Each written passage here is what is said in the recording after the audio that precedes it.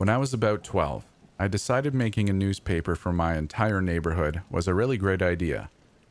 My friend and I, both avid fiction wannabe authors and generally cringy middle school nerds, decided to get together one month and write absolutely enthralling articles about the weather or when the pool would be open, and then deliver our front, back, one-page newsletter to every house in our 2-street neighborhood, whether they wanted it or not. We kept this up for about 2 years until the time of this story. So we were out on our once-a-month paper route. You could call it walking around our small neighborhood and putting a single sheet of paper in every mailbox on a paper route. It was raining this particular time, so we had umbrellas and were carefully walking to each mailbox, trying to keep our newsletter as dry as possible. This also meant all the cars that came by had their headlights and windshield wipers on, and also made sufficient noise with their tires splashing through the puddles. My point is that we knew when a car was approaching behind us. We were about halfway through, on the street we weren't so familiar with, the one we didn't live on, when we noticed this souped-up old white car coming really slow up the street. Now, the way my neighborhood was set up, the only reason why you would be on the same street as us is if you live there or you made a wrong turn.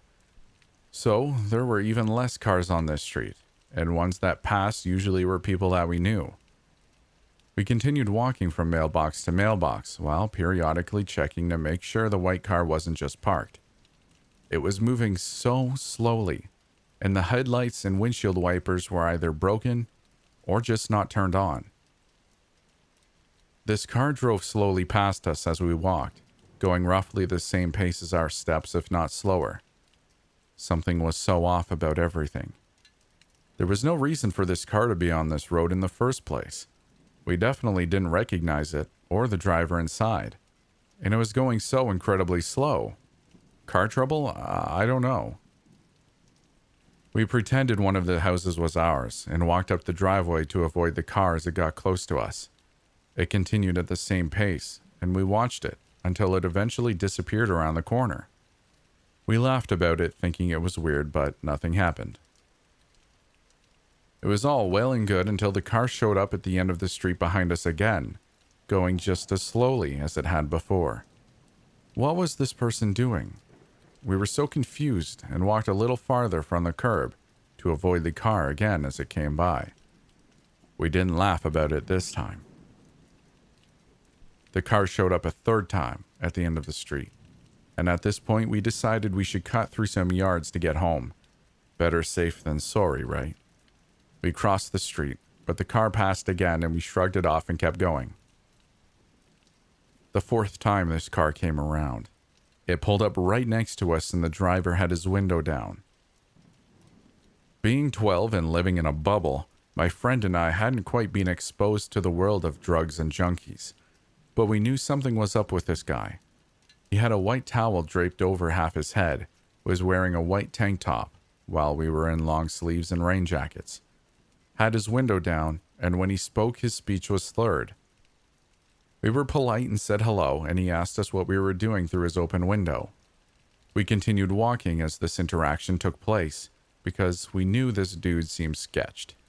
But at the time we didn't want to assume anything and be rude. When we told him we ran a newspaper, he immediately perked up and enthusiastically asked about placing an ad. He also took his hands off the steering wheel and leaned over so he could get closer to the window. He smelled of cigarettes. My friend and I looked at each other. We knew something was wrong. We told him no, we don't place any ads in our newspaper, even though we did. Quite the entrepreneurs at 12. He told us we were pretty girls and probably cold. Our idea to cut through some yards was decided. We hurriedly said something about needing to go home, and he began shouting at us from inside the car as we crossed the street. We bolted to a neighbor's backyard when we heard the car begin to move quickly and hid in some bushes until we were sure the car was gone. We stopped writing our newsletter after that. Meeting a creepy person while you're alone in the rain in your own neighborhood was a good deciding factor for calling it quits. So weird and probably high dude that tried to talk to 12-year-old me and my friend Let's please never meet again.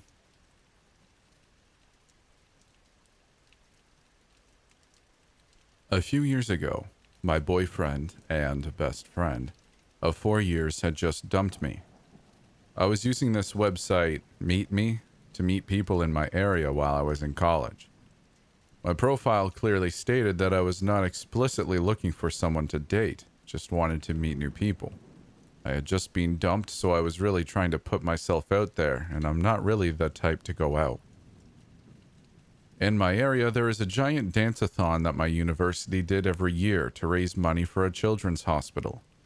I had someone message me and ask if I had heard of it. I told him my dance team usually performed at it every year. He told me he was actually one of the children that was supported by the event when he was younger. I thought that was really cool, so I asked him a little about his experience with that and genuinely thought it was interesting. After a while, that conversation was kind of dead, and I didn't really have much else to say. Plus, it was getting late, and I kind of wanted to go to bed. I told him so, and after about 10 minutes of laying in my bed trying to sleep, I got another notification. I glanced at it real fast, and this dude had honestly sent me a novel. After this event, I swiftly deleted the account, so unfortunately, I don't have access to the exact messages. So I'm going to do my best to remember. The first one went a little something like, "Look, I'll be honest. I really want to keep talking to you. In fact, I'd actually really like to take you on a date sometime. You seem like a really nice girl and very sweet and interesting. I think we would get along extremely well. I am kind of alone in this world." Insert long-winded commentary about his loneliness here.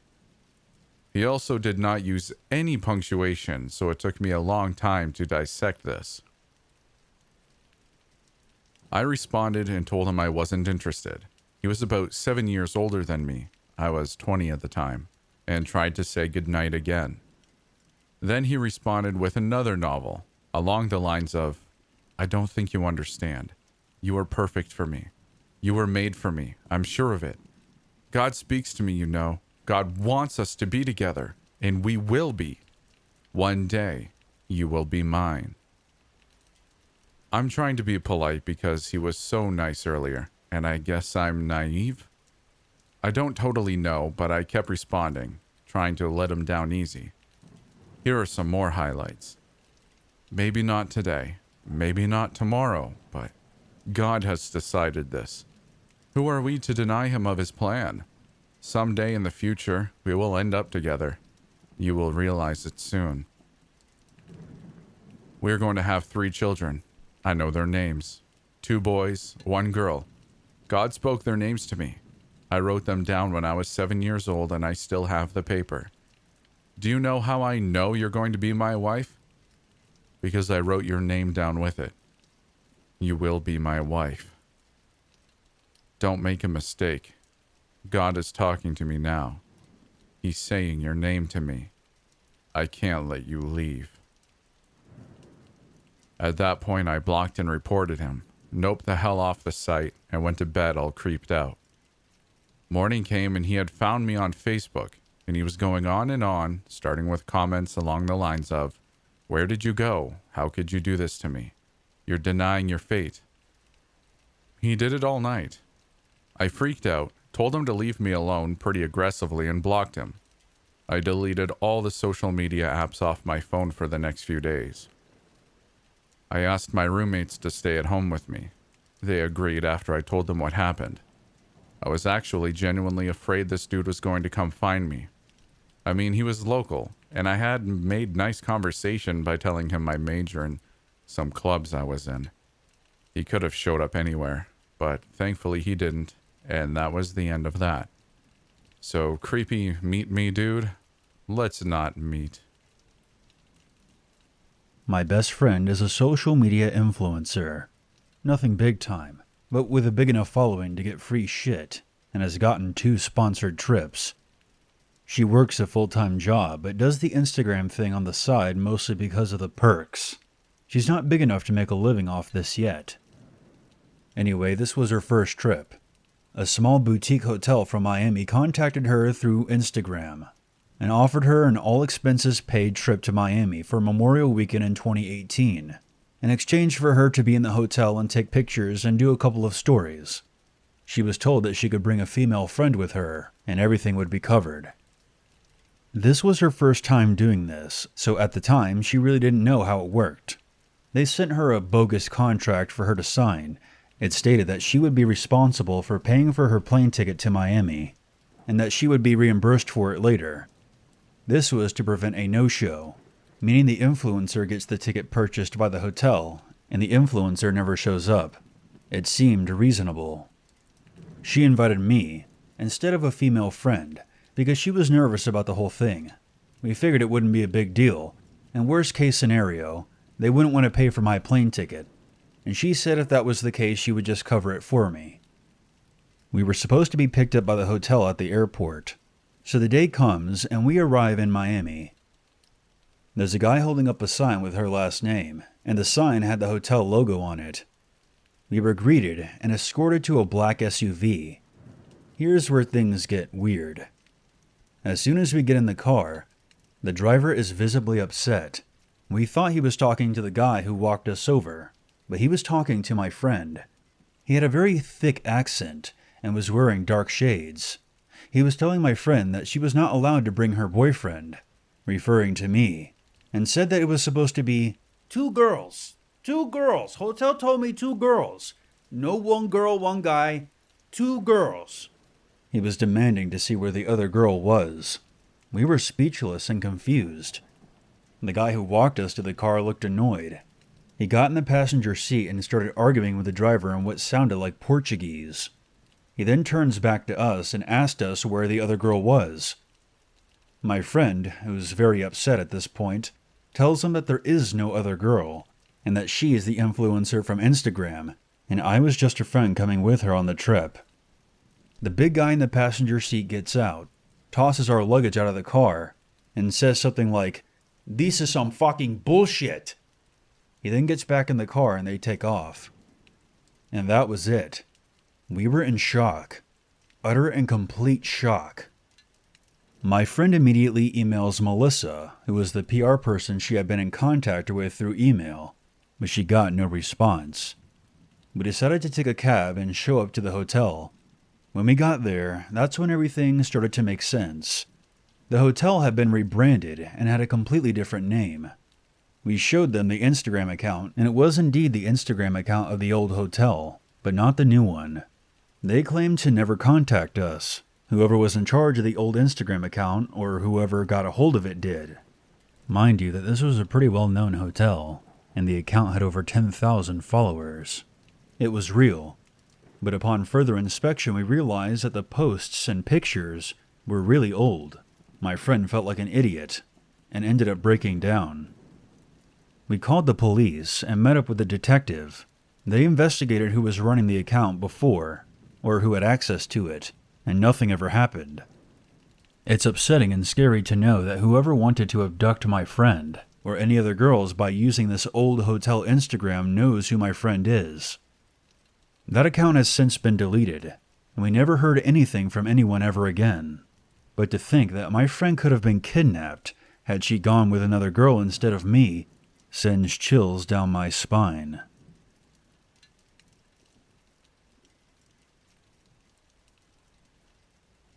"15 years ago, I had the misfortune of meeting Dave. I was new to riding the bus to school, and when my first day came, I hopped on and took a seat towards the front. I didn't happen to know anyone on the route, and sat by myself with my headphones in, rocking some, now classic, Good Charlotte. Back then I didn't get much attention from the opposite sex, but I could feel eyes burning into the back of my head. I turned a couple of times to look behind me, and that's when I saw Dave. He had light eyes, brown curly hair, and quickly looked away every time I caught him staring. This went on for about a week before he finally said something to me.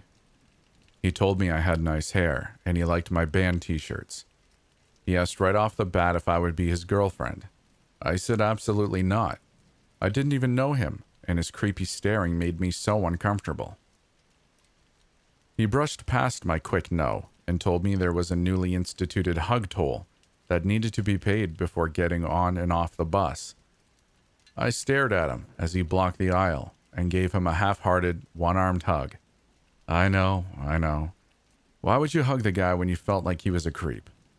Well, I had pointed him out to a few people in school, and everyone I talked to said he was the nicest person they had ever met, and just a bit of an odd duck. Back then, I was worried about hurting anyone's feelings or being seen as rude, so I went with it. I have brothers on the spectrum. Maybe he was too. Next thing I know, Dave had joined my photography classes, my after-school programs. I saw him around every corner and in every hallway of the school. He started popping up from behind things, trying to hug and tickle me. Meanwhile, everyone just kept going with the chorus of he's a super sweet guy and just an odd duck bullcrap.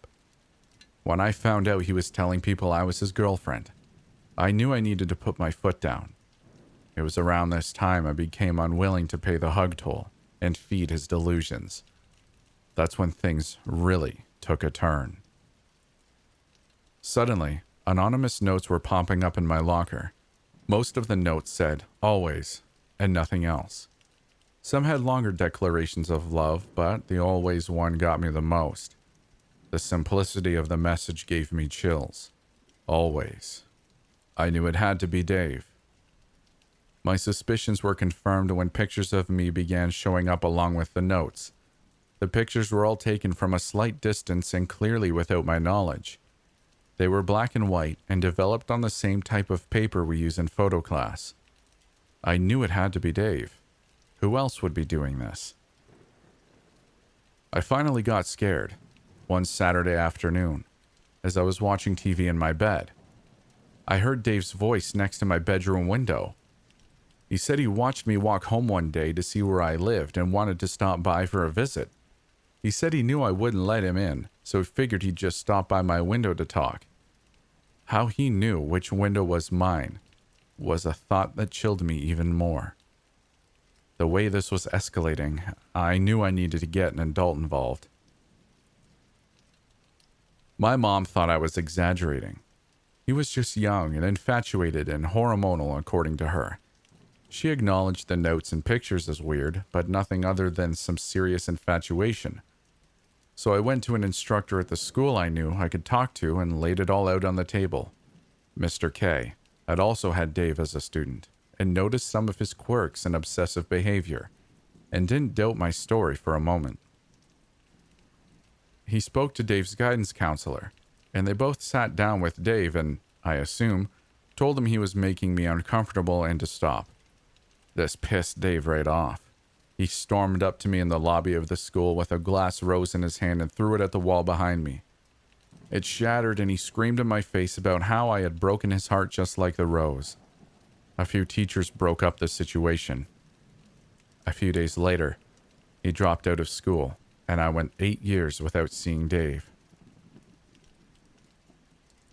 8 years later, I was craving some mac and cheese, as one does, and hit up a popular spot in town to grab some to go.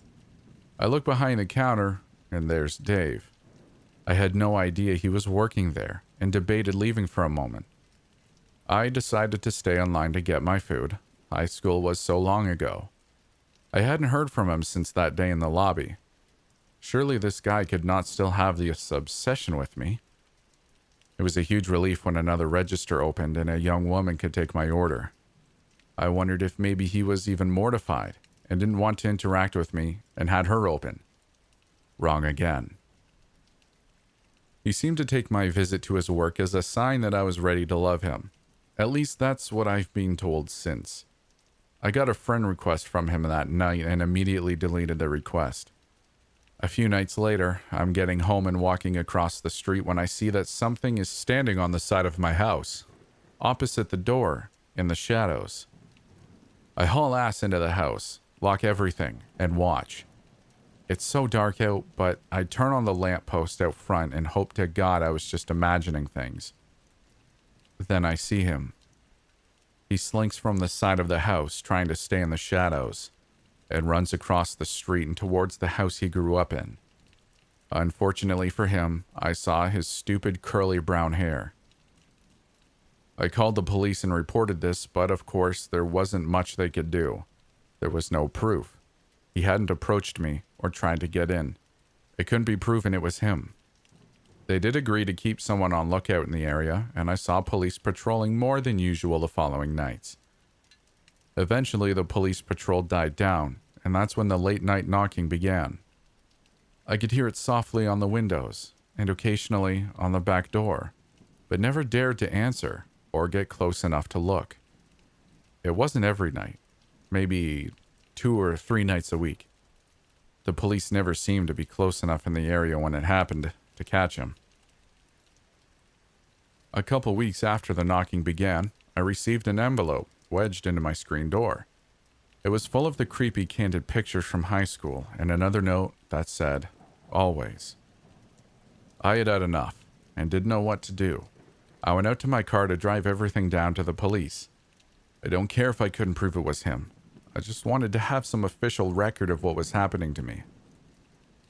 That's when I saw the word "always" carved into my back bumper. I lost it, breaking down in heavy sobs as I drove to the police station. Again, all they could do was take a report, but I decided on another course of action. In my rage, I took a picture of the police station sign and of the report being filed. I sent them to Dave over Facebook Messenger. I told him to leave me the hell alone, that the police were involved and he didn't want to ruin his life this way. He simply responded, "You're right," and disappeared. I've since heard he stalked a widow shortly after her husband had died, pounding at her windows and doors trying to break in until she screamed out of a top window that she was calling the police. I can only begin to imagine how she felt trying to grieve her husband and deal with Dave's obsessive ways. You may now find yourself wondering if the mac and cheese was worth it. The answer is no. It was not warm enough and came with a side of stalker. Dave, let's never meet again. I'm going to end up skipping some details in here because I don't want this to be extremely long. The story starts around the fall of 2017. I was walking back to work from lunch when I passed this girl and noticed she got up and started walking behind me. She took a different route and didn't follow me. A few days later it happened again, but this time she was following me. I assumed she wasn't following me at the time because where my office building is situated, you have to go up a set of stairs and pass a few other buildings, and she did not follow me to my building. After a while, I noticed we took the same train home. A lot of the time, she would be watching me. When we made eye contact, she'd look away. Then she'd continue looking when she thought I wasn't looking. There's a Whole Foods across from my office. I went there for lunch a couple times during the week. I started seeing the girl sitting in the window for lunch, and she would almost always get up as soon as I left and walk the same way I did. Around this time, I began seeing her more frequently. During lunchtime or whenever I got to the metro, she was almost always there. After a couple of months of this, I started noticing that she would get off at the same station as me sometimes. Sometimes she would walk the same way as me. Once I got to my place, I live in a condo with my brother, she would always pass by but never follow me up the entrance. During this time, I started receiving phone calls at work from random numbers that, at the time, I assumed was spam. There would either be silence on the end or the person would immediately hang up. I also started receiving fake Facebook requests from people I already knew or were already on my friends list. December of 2017 comes. By this time, I'm not going to Whole Foods as often. If she gets off at the same station as me, I go into a restaurant or go shopping for groceries before I go home. Around this time, an old friend I went to high school with contacts me kinda out of the blue. She said she wanted to follow me on Instagram. We text a couple of times, and I accept her follow request. She contacts me again about a month later from a different number, but this time, she's texting me frequently. I'm talking about every day, every other day. I'm not one to be mean or show when I'm annoyed too often, but after months of this, when she asks me if she's texting me too frequently, I don't hesitate to tell her that she could lay off a bit. She stops for a week or so, then starts texting frequently again. This whole ordeal should have sent red flags up for several reasons. During this time, she would ask me so many random questions, like you would do when you're trying to get to know someone. She would ask for selfies, which I declined because I don't like taking pictures of myself. And I would tell her that there are plenty of pictures of me on Facebook. She would ask what I'm doing on the weekends and the names of my friends on occasion, which I wouldn't tell her because I thought it was weird that she'd want to know my friends' names. I only sent her a couple videos of fun things I'd do, but that's it. August 2018 rolls around. I am still seeing creepy girl everywhere during the week. I get pulled into my boss's office. He says that a few coworkers received fake screenshots from Facebook of me talking badly about them. Now, I never post on Facebook. It would never talk crap about my coworkers on social media. I don't have a grudge with anyone, nor do I know of anyone who has a problem with me. I'm a fairly easygoing guy. I managed to clear things up with everyone involved and still had my job. Of course, my friend is still texting me fairly frequently, and I tell her what happened a couple of days later when I got home from work. I tell her I don't want to get too much into it, but she keeps pushing for details. I finally told her I was going to bed and she got the message. The more I thought about all the times she texted me, the more uneasy I got. Some things that she said just didn't make sense, especially from the way I remembered her. We had kept in touch over the years, just not as frequently, and we hadn't touched base for a while before I heard from her in December. A couple of weeks later, I decided to reach out to my friend on Instagram, but the Instagram she last messaged me through wasn't there. However, there was still an Instagram for her that I followed that follows me back. I reached out to her and asked what her number was. Phone number is completely different, and it turns out that she was never the one texting me, nor did she request following me on Instagram. I tracked the number, and it turns out to be from one of those fake phone number apps. I request to be blocked from the service, and I never hear from my friend again. After talking about it with my brother and a couple of friends, I'm almost 100% certain it was the girl that's been following me. These things only started after she appeared. The phone calls to my office, the fake Facebook requests, etc. A few days before I was pulled aside by my boss, my friend texted me and told me she had a weird feeling about me and wanted to make sure I was okay. I just thought she was being weird at the time and didn't think too much of it. This whole ordeal is really scary when I look back on it, because I sent videos of myself and my address at one point. My friend even confirmed a post my brother made with pictures he tagged me on Facebook. My friend even confirmed a post my brother made with pictures he tagged of me on Facebook. I was texting a stranger for 8 months about my life, and they also apparently had access to my Facebook page.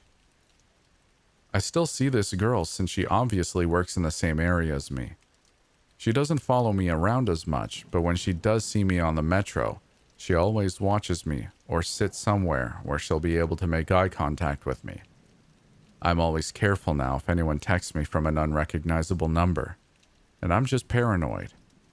I know this story might seem a bit all over the place, especially with the conclusion I came to of the girl posing as my friend, but I had to get this off my chest.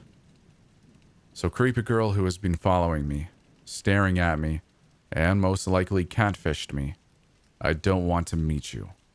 Ever.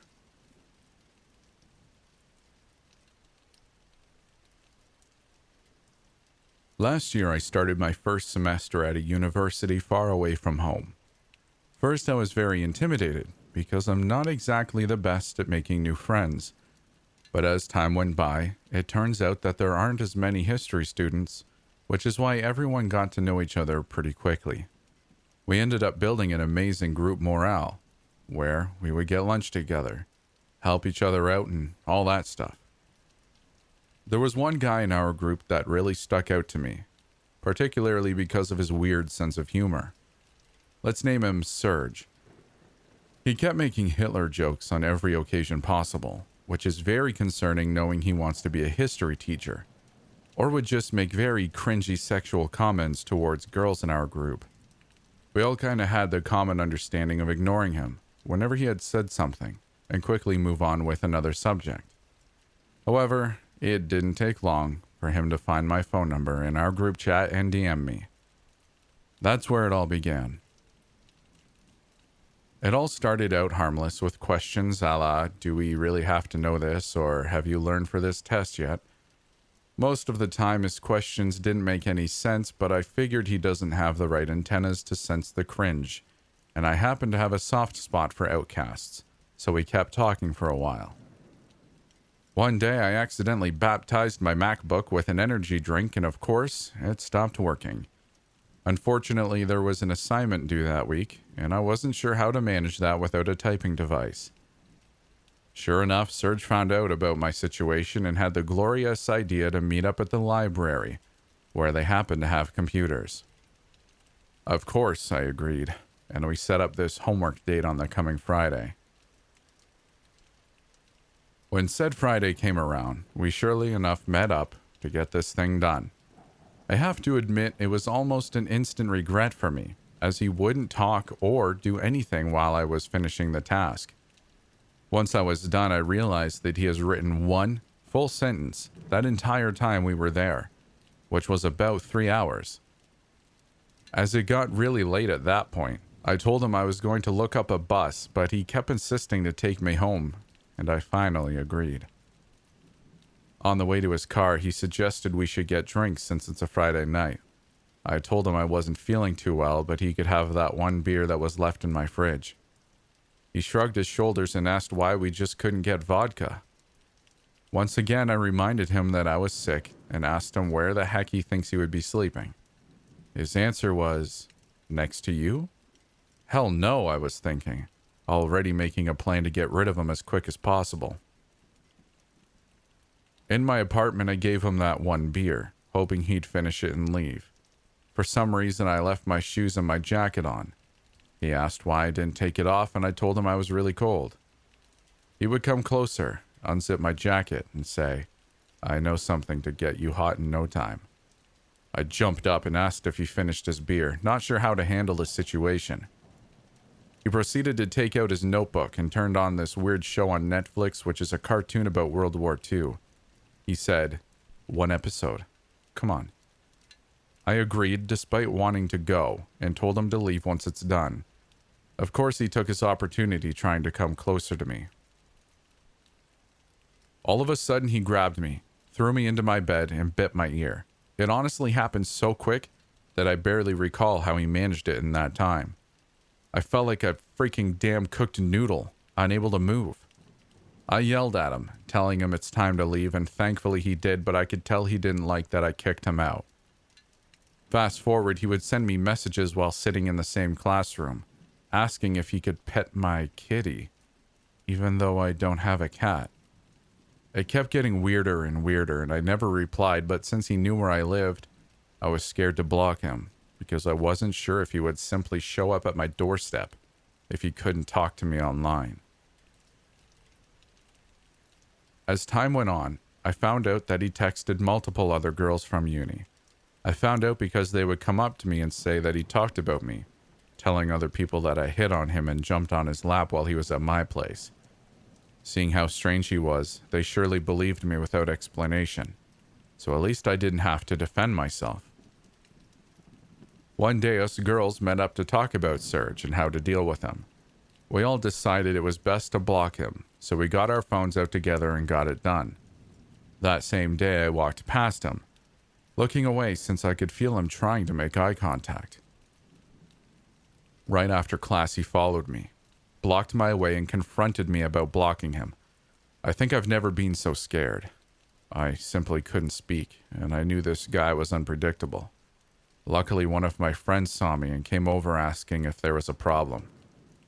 Serge immediately brushed it off by saying he just asked me something and booked it into the building. So with that being said, let's not meet again, Serge.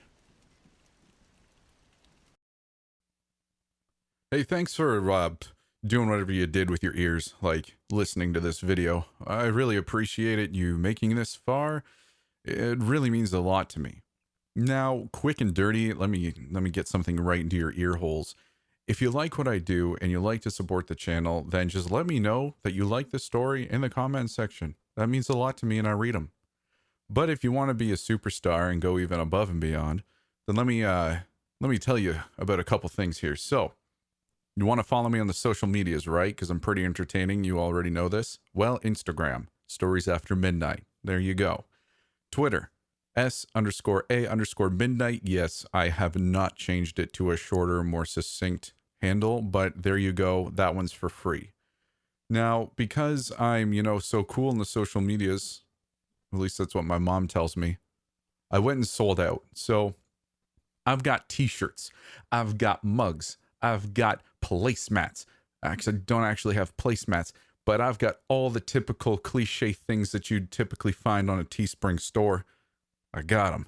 All right. Now, not only that, I've got Displate. If you want to really support me and you like my shenanigans and my deep, sultry voice, then maybe consider heading on over there and checking out what I got. Displate's really cool, though. I actually like it. Link to everything in the description. Also, if you want offline viewing, you can find it there as well. There's some links and, stuff like that to click to. I'm going to cut it there. It's been long enough already. So I thank you for listening.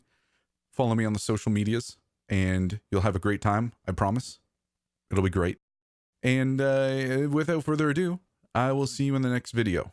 Have a great day. Thanks again for watching. Peace.